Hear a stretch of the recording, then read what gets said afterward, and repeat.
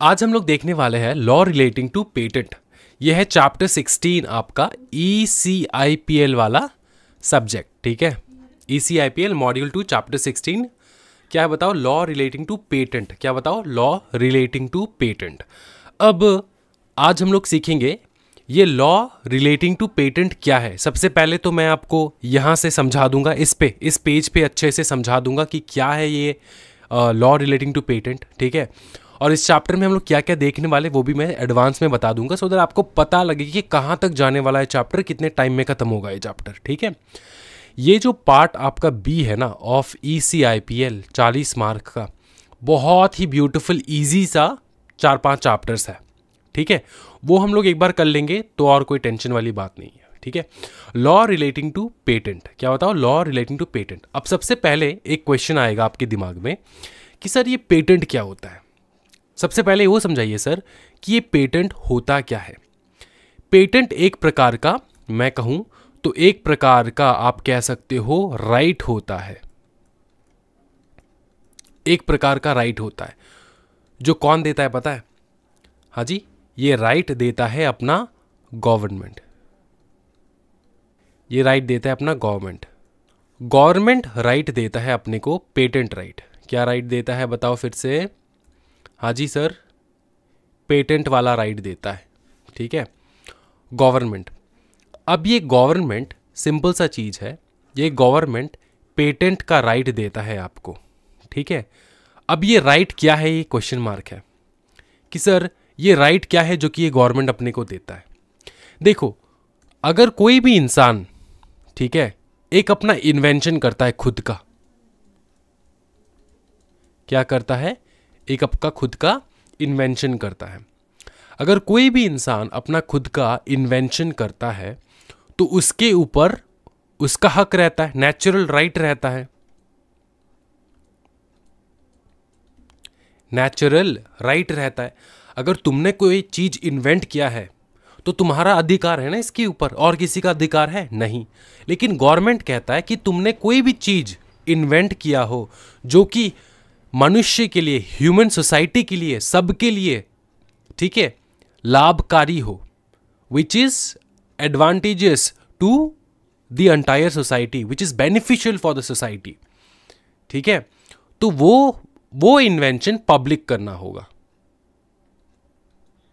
क्या कहता है गवर्नमेंट? गवर्नमेंट कहता है कि तुमने कोई भी चीज इन्वेंट किया है जो कि इंसानों के हित के लिए हो, इंसानों के लिए इंपॉर्टेंट हो, क्रूशियल हो, डेवलपमेंट के लिए क्रूशियल हो, तो वो तुमको पब्लिक करना होगा। तो तुमने सीधा गवर्नमेंट को क्वेश्चन पूछा, लेकिन मेरा क्या फ़ायदा यहाँ पर? मैंने जो इतना मेहनत करके ये इन्वेंशन किया है, इसका फ़ायदा क्या मेरा? फिर गवर्नमेंट कहता है ठीक है, एक चीज़ करते, फिर मैं तेरे को पेटेंट का राइट देता हूँ। तो इसने पूछा कि सर पेटेंट का राइट क्या होता है? पेटेंट का राइट ये है कि तुम्हारे को मैंने एक प्री डिटरमाइंड टाइम पीरियड दे दूंगा। पकड़ लो 5 ईयर, 5 ईयर का टाइम पीरियड दे दूंगा तुमको, प्री डिटरमाइंड, ठीक है, कि 5 साल तक ये जो तुमने इन्वेंशन किया इसका मालिक सिर्फ तुम ही रहोगे और कोई नहीं रहेगा, ठीक है। तुम ही रहोगे और कोई नहीं रहेगा। मतलब इसका प्रोडक्शन कह लो, इसका सेलिंग कह लो, इसका डिस्ट्रीब्यूशन कह लो, इसका पूरा पावर जो है सिर्फ तुम्हारे पास रहेगा और किसी के पास नहीं रहेगा, किसी को मैं नहीं दूंगा, ठीक है। तो इन्वेंटर कहता है लेकिन सर गवर्नमेंट जी सुनिए ना, ये तो मैंने इन्वेंट किया है ना, तो मेरे पास ही तो राइट रहेगा, मैं किसी और को दूँ भी क्यों 5 साल के बाद? तो गवर्नमेंट कहता है देखो ये इंसानों के हित के लिए है, ये देना ही होगा, ये शेयर करना ही होगा तुमको, आज नहीं तो कल। या तुम ऐसे ही दे दो या फिर तुम 5 साल का पेटेंट ले लो। अगर तुम एवे दे रहे हो तो बहुत बढ़िया बात है, सबको अभी मिल जाएगा। लेकिन अगर तुम पेटेंट करवा लेते हो इसके ऊपर तो तुमको एक प्री डिटरमाइंड टाइम पीरियड के लिए सिर्फ तुम ही इसको यूज़ करोगे, उसके बाद ये पब्लिक डोमेन में चला जाएगा। सबको पता चल जाएगा इसको बनाते कैसे है, ये क्या लाभकारी है, सब इसको अवेल कर पाएगा, ठीक है, डिस्ट्रीब्यूट कर पाएगा, ठीक है, अलग अलग प्रकार से अपना अपना ट्राई कर पाएगा कि दूसरे भी इन्वेंट करने की कोशिश करेंगे। समझ में आ रहा है ना? फॉर एग्जाम्पल तुम कोई भी इलेक्ट्रॉनिक आइटम ले लो, ठीक है, सीविंग मशीन ले लो, सीविंग मशीन कितना इंपॉर्टेंट चीज़ है डे टू डे लाइफ। अब कपड़ा कैसे सिलते हो, सीविंग मशीन के तहत ना। तो जिस बंदे ने इन्वेंट किया होगा इसको, अगर वही इन्वेंट करता रहता, अगर वही उसको डिस्ट्रीब्यूट करता रहता, तब तो हो गया था बात, तब तो उसका मोनोपोली होता ना उसके ऊपर, उसका प्राइस वो कुछ भी फिक्स कर सकता था। 1 करोड़ में ही लेकर जाना होगा तुमको, और कोई कंपटीशन है ही नहीं, है ना। तो अभी अगर तुम मार्केट में देखोगे कितने सारे कंपटीशन है, मतलब कितने सारे अलग अलग कंपनीज है स्विंग मशीन बनाते हैं, है ना। तो इससे क्या होगा, इससे लोगों को लाभ होगा, सारे लोग इसको अवेल कर पाएंगे। समझ में आ रहा है, कोई प्रीमियम दाम पे बेचेगा, कोई कम दाम पे बेचेगा, जो जिसका सामर्थ्य है उसके हिसाब से वो खरीदेगा, ठीक है। और लोगों के भलाई के लिए होगा ये चीज़, समझ में आ रहा है। लेकिन जिसने इन्वेंट किया होगा उसने भी अगर पेटेंट लिया होगा तो उसको भी 5 साल 10 साल जितने भी टाइम गवर्नमेंट देता है अपने प्री डिटरमाइंड टाइम पीरियड में, तो उतने साल तो उसने खुद ही बनाया होगा, खुद ने ही मौज किया होगा उसने। मतलब मैंने कोई भी इन्वेंशन किया होगा आज, तो उस इन्वेंशन के ऊपर मेरे को 5 साल तक पकड़ लो, मैं ही इसको मैन्युफैक्चर करूँगा, मैं ही बेचूंगा। तो तुम सोच लो भाई कि मैं कितना पैसा कमा सकता हूँ 5 साल में, मैं इतना पैसा बना सकता हूँ, इतना पैसा बना सकता हूँ, क्या ही बताऊँ। क्योंकि इन्वेंशन मेरा है और मैं ही इसको बेच पा रहा हूँ, मैंने पेटेंट ले लिया, सीधी बात, नो बकवास, ठीक है। ओके, अब ये समझ में आ चुका है। अब ये जो इन्वेंशन हम लोग चिल्ला रहे हैं ना कि सर ये इन्वेंशन के ऊपर पेटेंट लगता है, ये इन्वेंशन है क्या? अगर मैंने मसूर दाल और मूंग दाल को एक साथ मिला के एक मिक्सचर दाल बना दूं, क्या ये इन्वेंशन है सर? Question mark. कोई भी बंदा पूछ सकता है ना कि सर मैंने 2 चीज़ का मिला के मैंने इसको बना दिया सर, तो मैंने मसूर दाल को लिया, मैंने मूंग दाल को लिया और इसको नया चीज़ इन्वेंट कर डाला। तो इस प्रकार के इन्वेंशन को हम लोग इन्वेंशन नहीं कहेंगे, समझे। इन्वेंशन हम लोग तब किसी भी चीज़ को करेंगे अगर अगर अगर वो इस चैप्टर के दायरे में गिरता हो, ठीक है, इस चैप्टर के दायरे में गिरता हो, ठीक है। कोई भी इन्वेंशन पेटेनेबल तब रहेगा, तुम देखो कोई भी चीज़ इन्वेंट, तुम खुद कह सकते हो कि मैंने ये इन्वेंट किया, कोई रोक सकता है, कोई रोक नहीं सकता, तुम्हारे नज़र में इन्वेंशन है। लेकिन इस चैप्टर में वो सारे इन्वेंशन को हम लोग जो है इम्पॉर्टेंस नहीं देंगे, पेटेंट हर किसी इन्वेंशन को नहीं दिया जाएगा। इन्वेंशन कुछ चंद क्राइटेरिया को मद्देनज़र रखते हुए हम लोग देंगे पेटेंट, समझ में आ रहा है? हाँ जी हाँ। तो कोई भी इन्वेंशन तब पेटेनेबल होगा, कोई भी इन्वेंशन, ठीक है, तब इसके ऊपर पेटेंट लग पाएगा, पेटेनेबल होगा अगर वो नोवल हो। नोवल का मतलब होता है नया, न्यू हो। ऐसा नहीं होना चाहिए कि ये पहले से था, ये नया होना चाहिए, न्यू होना चाहिए, ठीक है। उसके बाद it should have inventive steps और it must be non obvious.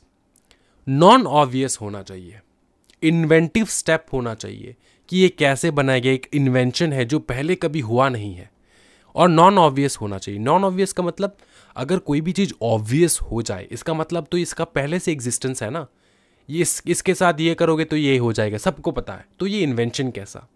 Invention तो इस प्रकार का नॉलेज होगा, इस प्रकार का स्किल होगा जो नॉन ऑब्वियस हो, जिसको सबको पता नहीं है इस चीज़ के बारे में, ये कैसे होता है। तो इस प्रकार का, ठीक है। It should have inventive step और it must be non obvious. उसके बाद it should be capable of industrial application. इस चैप्टर में पेटेंट, किसी भी इन्वेंशन के ऊपर पेटेंट लगने का एक सबसे इंपॉर्टेंट क्राइटेरिया है अपना इंडस्ट्रियल एप्लीकेशन। अगर इंडस्ट्रियल एप्लीकेशन हो रहा है, अगर इंडस्ट्रियल एप्लीकेशन हो रहा है तो ठीक है। अगर इंडस्ट्री में अप्लाई हो रहा है वो चीज़ तो पेटेनेबल है, अगर इंडस्ट्रियल एप्लीकेशन नहीं है तो पेटेनेबल नहीं है। अपने खुद के पर्पस के लिए आप इसको बना रहे हो और ये सिर्फ आप ही के प्रॉब्लम सॉल्व को कर रहा है, बाकी लोगों का नहीं, तो ये पेटेनेबल नहीं है। इसके ऊपर तुम पेटेंट नहीं ले सकते, पेटेंट देंगे नहीं हम लोग। और लास्ट क्राइटेरिया है कि it should not attract section 3 and section 4। Sir ये सेक्शन 3 एंड सेक्शन 4 में है क्या? सेक्शन 3 एंड सेक्शन 4 में उन लोगों ने क्लियरली बता दिया है कि क्या क्या चीज़ पेटेनेबल नहीं है। इन्वेंशन हम लोग कंसिडर नहीं करते इन चीज़ों को, ये सेक्शन 3-4 में बता रखा है, ठीक है। अब आप पूछोगे सर वो कौन सा है, what are not considered as invention. इसमें 16 क्राइटेरिया दे रखा है, 16 क्राइटेरियाज दे रखा है, जो कि हम लोग इंस्टीट्यूट के मटेरियल में देखेंगे। ये 16 क्राइटेरिया जैसे ही हम लोग पढ़ेंगे तब आपको पता चल जाएगा कि इनमें से कोई भी एक अट्रैक्ट हो रहा है तो वो पेटेंटेबल नहीं है, वो पेटेंटेबल नहीं है, आप पेटेंट नहीं ले सकते उसके ऊपर। क्या ये समझ में आ चुका है? हाँ जी, ओके। उसके बाद देखो वाई पेटेंट, पेटेंट चाहिए क्यों? क्योंकि ये आपको पेटेंट आपको राइट देता है, सोल राइट देता है टू द इन्वेंटर। किसको? इन्वेंटर को। किस चीज का राइट? Over the invention. किसके ऊपर राइट? इन्वेंशन के ऊपर उसको राइट देता है, सोल राइट देता है। किसको? इन्वेंटर को। कैसा राइट? उसको प्रोड्यूस करने का, मैन्युफैक्चर करने का, डिस्ट्रीब्यूट करने का, सेल करने का, इस प्रकार का राइट। समझ में आ रहा है? सोली मोनोपोली का राइट देता है for a particular period of time, for a particular period of time. इस बात का ध्यान रखना है, ठीक है? ऐसा नहीं होना चाहिए कि मतलब ताउम्र सिर्फ आप ही बनाओगे, ऐसा नहीं होता पेटेंट, ठीक है? For a particular period of time सिर्फ आपके पास रहेगा, ठीक है? समझ में आ चुका है? इस चैप्टर में हम लोग मेन 34 मेन टॉपिक्स देखने वाले हैं, ठीक है? पहला जो है 4 पार्ट में हम लोग टॉपिक्स को डिवाइड कर सकते हैं। पहला जो पोर्शन ऑफ टॉपिक है वो डील करता है एप्लीकेशन फॉर पेटेंट का, मतलब पेटेंट के लिए अप्लाई कैसे करें। सेकेंड पार्ट जो है वो एग्जामिनेशन ऑफ एप्लीकेशन। इसका मतलब ये है कि अगर आपने अप्लाई तो कर दिया, अब उसका एग्जामिनेशन तो होगा ना कि ये पेटेंटेबल है कि नहीं, इसका पेटेंट मिल सकता है कि नहीं, इसका एग्जामिनेशन तो होगा ना, तो वो।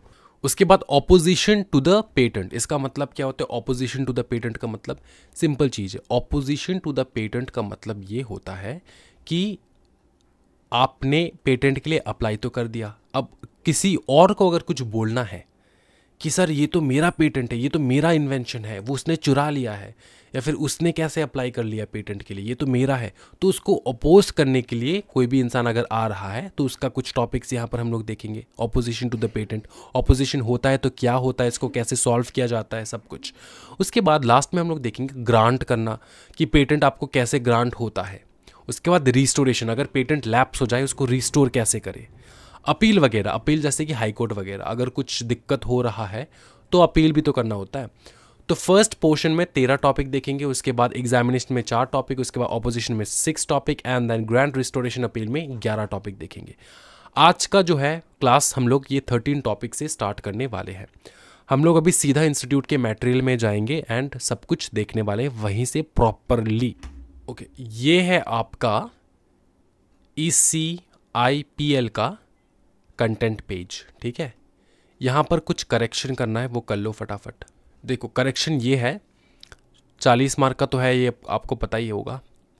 उसके बाद करेक्शन ये करना है कि चैप्टर का जो नंबर है ना, यहाँ पे गलत हिसाब से देकर रखा है। ये चैप्टर 16 है, लॉ रिलेटिंग टू पेटेंट, और जो चैप्टर 15 है ना वो अलग ही है। चैप्टर 15 एक्चुअली आपका जो इंट्रोडक्शन पार्ट है ना, इंटेलेक्चुअल प्रॉपर्टी राइट्स का, वो है, ठीक है? तो ये चैप्टर 16 मार्क कर देना है, 17, 18, 19, 20, ठीक है?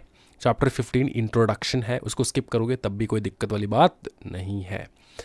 चैप्टर 16 कर रहे हैं हम लोग, फटाफट देखो। ये लॉ रिलेटिंग टू पेटेंट, सबसे पहले हम लोग ये देखेंगे कि रेगुलेटरी फ्रेमवर्क मतलब, रेगुलेटरी फ्रेमवर्क मतलब कौन सा वो एक्ट है, कौन सा वो रूल्स है, ठीक है? उन एक्ट का नाम बताओ, रूल्स का नाम बताओ जो कि गवर्न करता है अपने को, अपने पेटेंट को। समझ में आ रहा है? तो पेटेंट के जितने भी लॉस है वो गवर्न करता है patent act 1970 and then patent rules 2003। समझ में आ चुका है? इंट्रोडक्शन देंगे फटाफट। अब पेटेंट, पेटेंट का मतलब यहाँ पर समझने वाले हम लोग। देखो, a patent is a statutory right for an invention granted for a limited time period, जो कि मैंने आपको पहले बता रखा है, लिमिटेड टाइम पीरियड के लिए ये ग्रांट किया जाता है, ठीक है? Limited time period of limited period of time to the patentee. Patentee मतलब वो बंदा जिसने अप्लाई किया फॉर पेटेंट, ठीक है? By the government. कौन देता है पेटेंट का राइट? कौन देता है राइट? ये वाला राइट कौन देता है? हाँ जी, गवर्नमेंट देता है। समझ में आ रहा है? किसको? पेटेंटी को। समझ में आ रहा है? कितने टाइम के लिए? लिमिटेड टाइम पीरियड के लिए, ठीक है? ध्यान रखना, लिमिटेड टाइम पीरियड के लिए गवर्नमेंट देता है पेटेंटी को, लिमिटेड टाइम पीरियड के लिए। क्या देता है? Right, statutory right. In exchange, बदले में, किस चीज़ का बदले में सर? किस चीज़ के बदले में? फुल डिस्क्लोजर देगा ना बंदा, in exchange of full disclosure of his invention for excluding others from making, using, selling, importing the patented product or processes for production, producing that product for those purpose without his consent.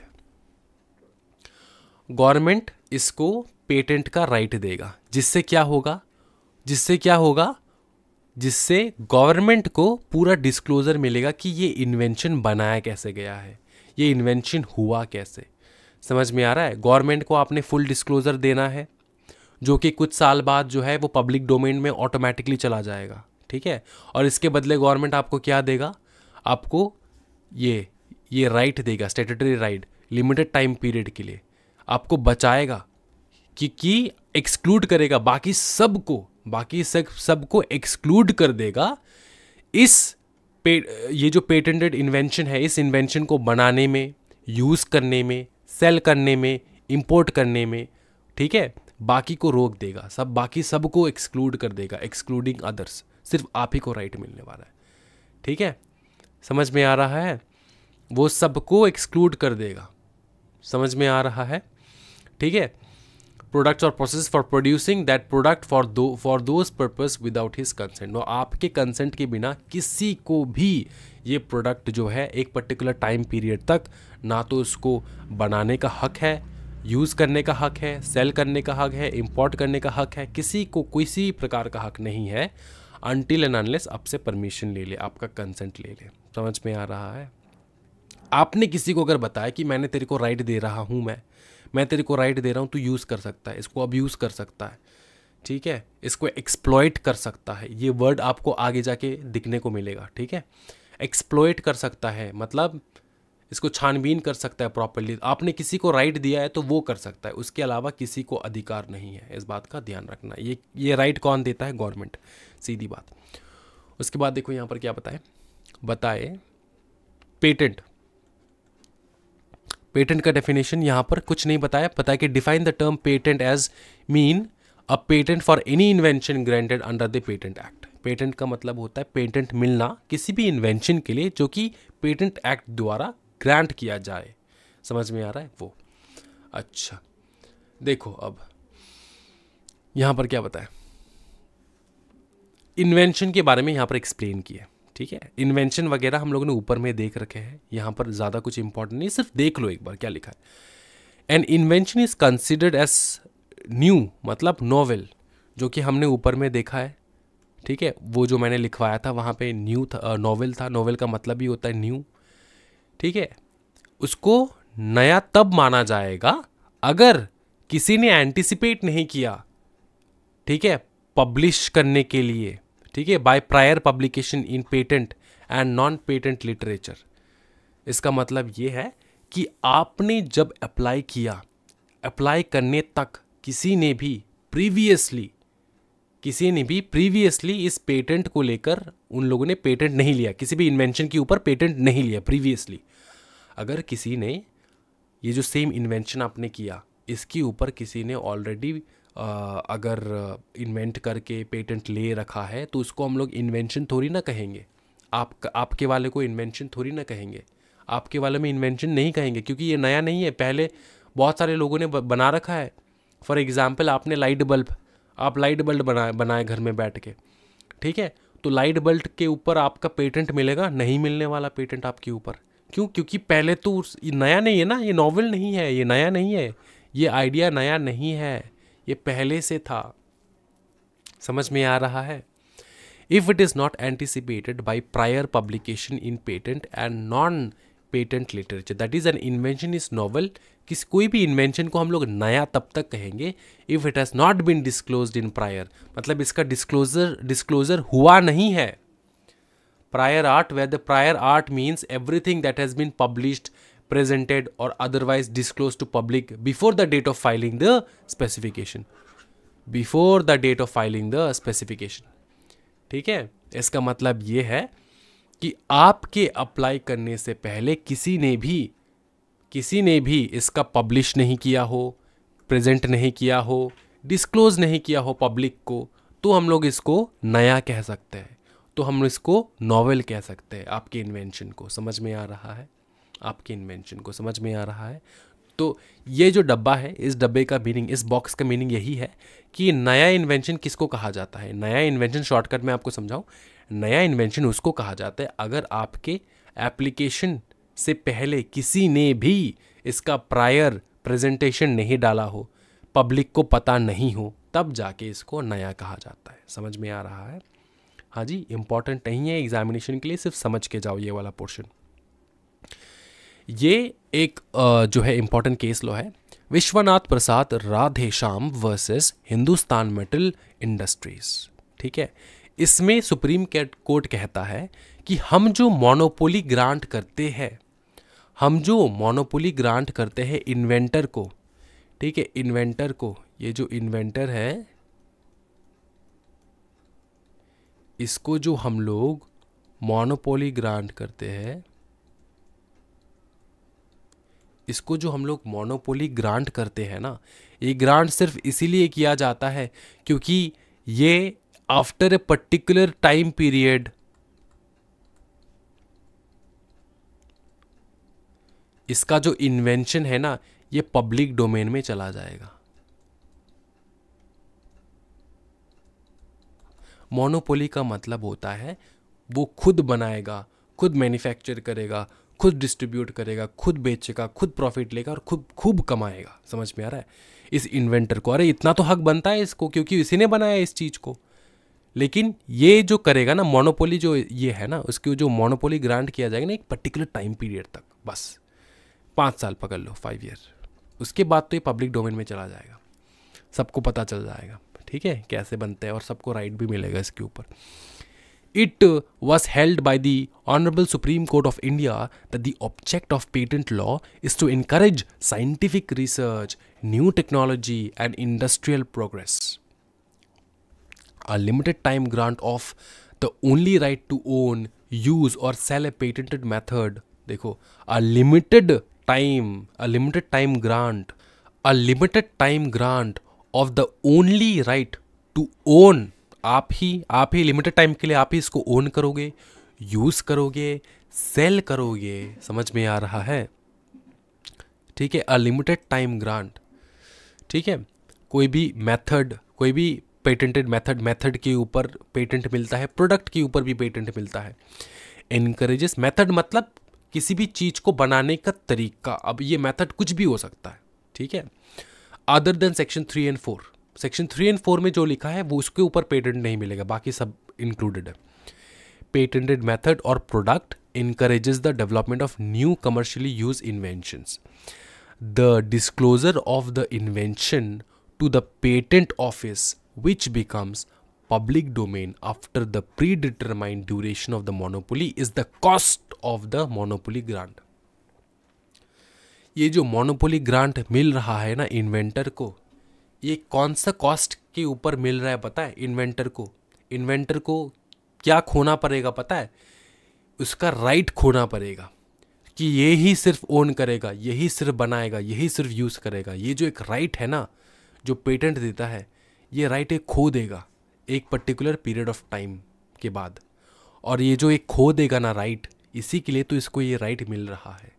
ये public हो जाएगा, इसने बनाया। अब देखो, तुमने invention किया, तुम मुझे आकर कह सकते हो कि गवर्नमेंट मैंने इन्वेंशन किया, ये सिर्फ मैं ही चलाऊंगा, ये सिर्फ मैं ही बनाऊंगा, ये सिर्फ मैं ही यूज़ करूंगा। गवर्नमेंट कहता हाँ ठीक है, लेकिन मैं तेरे को नहीं दे सकता ये पूरा। क्यों? क्योंकि ये ह्यूमन डेवलपमेंट के लिए काम आएगा ना। तुमने बनाया बहुत अच्छी बात है, लेकिन तुमको ये हम लोग दे नहीं सकते। ताउम्र सिर्फ तुम ही यूज़ करोगे क्या? नहीं, तुमने बनाया, इस देश का नागरिक हो, इस देश के सारे जनता, पूरा जो जनता है उसको बेचकर तुम पैसा कमाओगे। इतना राइट हम तुमको दे रहे हैं, तुम बेचो, अकेले बेचो, 5 साल तक कमाओ जितना कमाना है, उसके बाद कम से कम ये सबको जानने का अधिकार है। समझ में आ रहा है? जानने का अधिकार है। तो सर एक काम करते हैं ना, मेरे को अगर ये इन्वेंशन मैंने किया है और सिर्फ मेरे को ये मेरे तक ही रहने का अगर मेरा मन है कि ये सिर्फ मेरे तक ही रहे, ठीक है, और किसी के पास ना जाए ये इन्वेंशन, तो क्या कर सकते हैं सर? तो क्या हम लोग इसको छुपा सकते हैं गवर्नमेंट से? हाँ छुपाओ, कोई दिक्कत वाली बात नहीं, तुमने इन्वेंशन किया, तुम छुपा के रखो गवर्नमेंट से। लेकिन किसी ने भी अगर तुम्हारा इन्वेंशन देख लिया और उसने हूबहू बना लिया, फिर तुम गवर्नमेंट के पास जाकर नहीं बोल सकते ये मेरा इन्वेंशन है, मेरा इन्वेंशन है, क्योंकि तुम्हारे पास पेटेंट ही नहीं है उस चीज़ का। इसलिए अब फटाफट पेटेंट ले लेना चाहिए, जैसे भी आपने इन्वेंशन किया उसके ऊपर पेटेंट ले लेना चाहिए। कम से कम 5-10 साल तक तो आप ही चलाओगे ना उसको, समझ में आ रहा है? उसके बाद आप बेच देना, मतलब ये जो फॉर्मूला है वो जो है पब्लिक डोमेन में चला जाएगा। समझ में आ चुका है? So the cost of using invention only by the inventor for a fix period of time, यही है इस केस लॉ का जो है जजमेंट। समझ में आ रहा है? ओके, आगे देखेंगे एडवांटेजेस ऑफ पेटेंट। क्या देखेंगे? एडवांटेजेस। पेटेंट का एडवांटेज क्या है? सबसे पहला एडवांटेज है रिस्ट्रिक्ट करना। किस प्रकार का रिस्ट्रिक्शन सर? रिस्ट्रिक्ट करना किसी भी दूसरे इंसान को, किसी भी आउटसाइडर को मेक करने में, ऑपरेट करने में, providing accessibility to be bought, providing और putting in the product generated by him without his consent. उसके कंसेंट के बिना कोई भी इंसान बना नहीं सकेगा, ऑपरेट नहीं कर सकेगा, प्रोवाइड उसको एक्सेस नहीं दे पाएगा, खरीद नहीं सकेगा, be bought, accessibility to be bought, ठीक है, प्रोवाइडिंग और putting in the product generated by him without his consent. उसके कंसेंट के बिना ना तो आप खरीद सकोगे, ना तो आप बेच सकोगे, ना तो आप ऑपरेट कर सकोगे, ना तो आप बना सकोगे, ठीक है, एक पर्टिकुलर टाइम पीरियड। ये सब एक पर्टिकुलर टाइम पीरियड है, इसलिए तो एडवांटेज है ना पेटेंट का एडवांटेज है। उसके बाद रेमेडीज मिलेगा। The patentee has a privilege to file the suit for encroachment of his patent. जैसे मैंने आपको बताया कि आपने इन्वेंशन किया, किसी और को पता चल गया कि आपने इन्वेंट कैसे किया, उसने हूबहू बना लिया। आपके पास अगर पेटेंट है तो आप रेमेडी मांग पाओगे गवर्नमेंट से कि सर मैंने तो पेटेंट ले रखा है, वो कैसे उसने चुरा लिया, देखो सर। तो आपको इंजंक्शन का रेमेडी मिलेगा, कंपेंसेशन का रेमेडी मिलेगा, सेटलमेंट मिलेगा प्रॉफिट का। तो बहुत सारे ऐसे जो है रेमेडीज आपको मिलने वाला है गवर्नमेंट से, समझे? फिर पिच क्रिएशन। जैसे मैं एग्जांपल देता हूँ, आपने शार्क टैंक इंडिया को देखा है। शार्क टैंक इंडिया में ऐसे बहुत सारे कंपनीज आए जिनके पास पेटेंट था, एक पर्टिकुलर मेथड का, एक पर्टिकुलर प्रोसीजर का, एक पर्टिकुलर प्रोडक्ट के ऊपर पेटेंट था। तो ये जो राइट आपको मिलेगा कि आप अपने पेटेंटेड प्रोडक्ट को किसी और को पिच कर सकते हो, बता सकते हो, उनको अलाउ कर सकते हो आपके प्रोडक्ट को एक्सप्लॉइट करने के लिए, ठीक है, कमर्शियली एक्सप्लॉइट करने के अलाउ कर सकते हो। जैसे कि शार्क टैंक इंडिया में सारे लोग आके, उनके पास पेटेंटेड ऑब्जेक्ट है, पेटेंटेड उनके पास प्रोडक्ट है, वो शार्क को क्या कहते हैं? मैं पिच कर रहा हूँ, ये मेरा पिच है कि मेरा ये ऑब्जेक्ट है, ये काम करता है, ये मेरा पेटेंटेड है। अब मुझे आपका मदद चाहिए इसको ज़्यादा से ज़्यादा लोगों तक पहुंचाने के लिए, समझ में आ रहा है ना? तो आपके पास वो राइट मिलता है। क्या आपका पड़ोसी पिच कर सकता है आपका प्रोडक्ट? नहीं, क्योंकि आपके पास पेटेंट है उस चीज़ का। क्या कोई दूसरा इंसान पिच कर सकता है आपका प्रोडक्ट किसी और को? नहीं, समझे?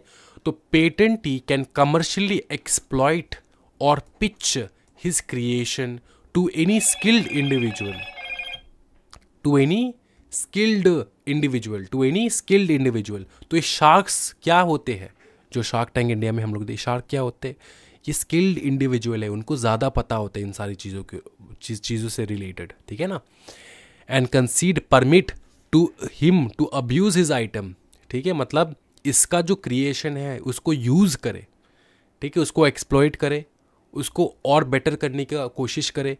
And in this way the patentee can likewise win benefit along this lines. समझ में आ रहा है? तो कोई अगर स्किल्ड इंडिविजुअल को आप अपना पेटेंटेड प्रोडक्ट को दिखाओगे ना, तो वो और बेटर कर पाएगा। हालांकि उसके पास आइडिया नहीं था कि इस प्रोडक्ट को बनाए कैसे, लेकिन उस प्रोडक्ट को बेटर करने का आइडिया उसके पास हो सकता है, उसको ज़्यादा से ज़्यादा प्रॉफिटेबल करने का आइडिया उसके पास हो सकता है। तो आप पिच कर सकते हो आपका पेटेंटेड प्रोडक्ट किसी और को। परमिट होल्डर्स राइट, इसका मतलब ये होता है आपने अगर किसी दूसरे इंडिविजुअल को परमिट दे रखा है, एक्सक्लूसिव परमिट। क्या? Exclusive permit. तो जिसके पास the holder of the exclusive permit, जिसके पास वो एक्सक्लूसिव परमिट है, ठीक है, can also avail the right given to the patentee. तो पेटेंटी के पास जो भी राइट रहेगा उस होल्डर ऑफ एक्सक्लूसिव परमिट के पास भी राइट रहेगा, सेम टू सेम। क्या ये समझ में आ रहा है? वो भी फाइल कर सकता है सूट, वो भी सू कर सकता है किसी दूसरे इंसान को अगर उसको लगा कि उसके पेटेंट को कोई नुकसान पहुंचा रहा है, एनक्रोच कर रहा है, डुप्लीकेट बना रहा है। ठीक है, एक तो होता है पेटेंटी और दूसरा होता है होल्डर ऑफ एक्सक्लूसिव राइट, जिसके पास एक्सक्लूसिव राइट रहता है।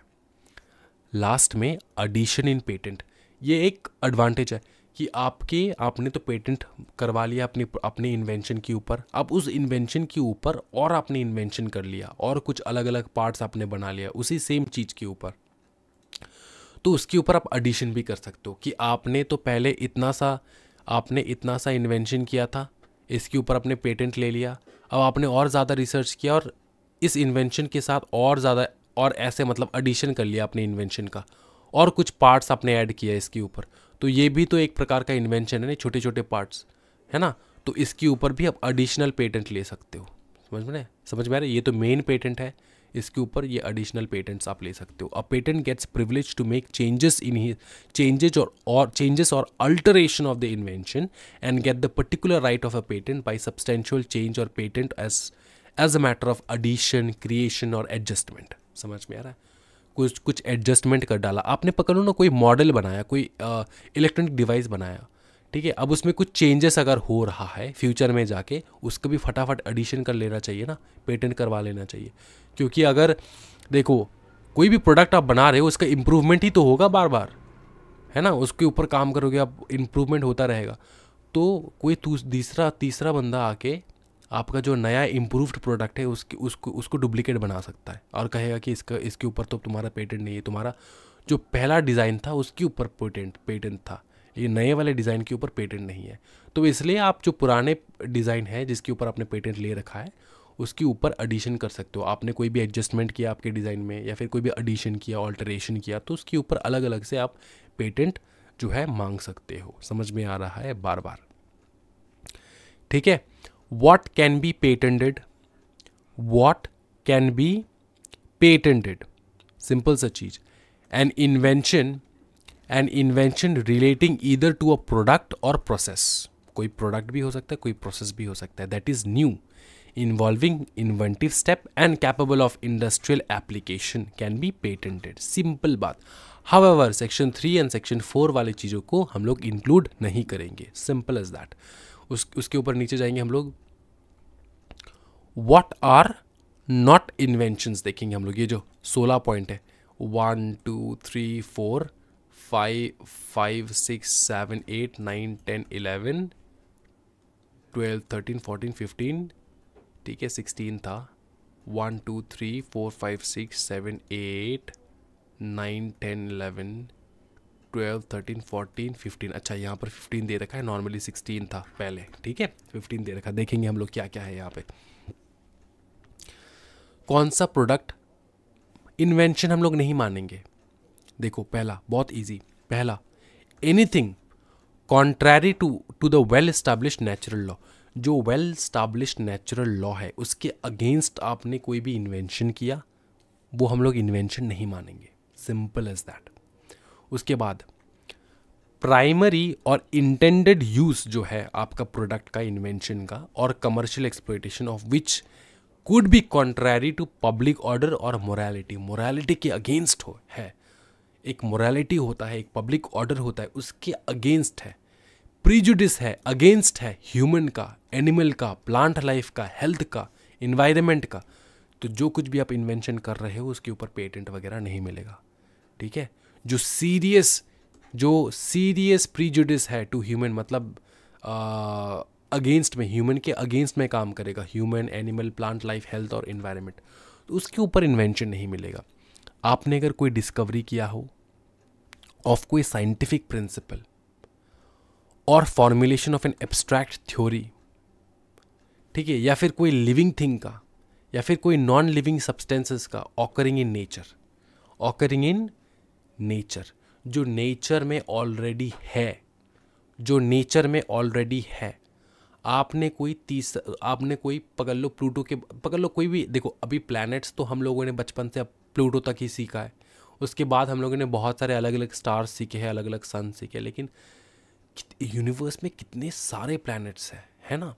अब कोई भी एक ऐसा प्लैनेट आपने खोज निकाला जिसने किसी ने भी खोज नहीं निकाला, तो क्या उसके ऊपर आप पेटेंट ले सकते हो? नहीं, वो बाय नेचर तो एग्जिस्ट ही करता है ना।